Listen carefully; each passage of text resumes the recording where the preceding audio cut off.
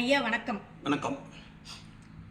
வாழ்க்கையே விஞ்ஞானத்தால் கட்டமைத்து கொண்டிருக்கும் இந்த காலகட்டத்தில் நீங்களோ வாஸ்து வாஸ்து என வரட்டு தத்துவம் பேசுவது இது எந்த விதத்தில் நியாயம்?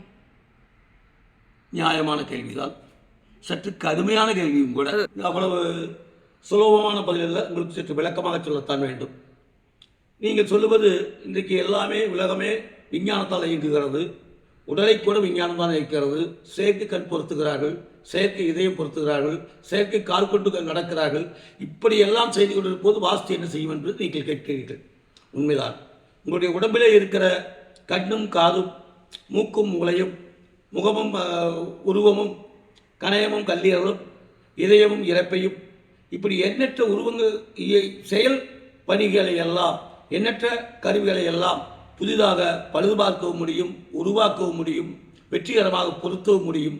இது விஞ்ஞான நடைமுறையால் மருத்துவ விஞ்ஞானத்தால் சாத்தியமாகி இருக்கிறது. எனவே இங்கே வாஸ்துவுக்கு என்ன வேலை என்று நீங்கள் கேள்வி எழுப்பீர்கள். இத்தனையும் கண்ணும் காதும் மூக்கும் மொழியும் அனைத்துமாக இயங்க வேண்டும் என்றால் உடம்பிலே உயிர் ஒன்று இருக்க வேண்டும் அல்லவா?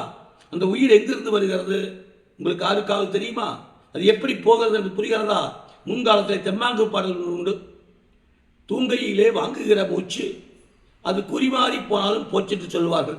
அதனைப் போல எப்போது இந்த மூச்சு துவங்கியது, எதுவரை இருக்கும், எப்படி போகும் என்பது யாராலும் எந்த விஞ்ஞானத்தாலும் கண்டுபிடிக்கப்படவில்லை, நிரூபிக்கப்படவில்லை, செயல்படுத்தப்படவில்லை. எனவே எப்படி இந்த உடல் உயிரில்லாது இயங்காதோ, நீங்கள் உருவாக்கி கருவிகள் எல்லாம் வீண் போயிருமோ, அதை போல இந்த உலகம் இயங்க வேண்டும் என்றால் பஞ்சபூதங்களும் இயங்க வேண்டும்.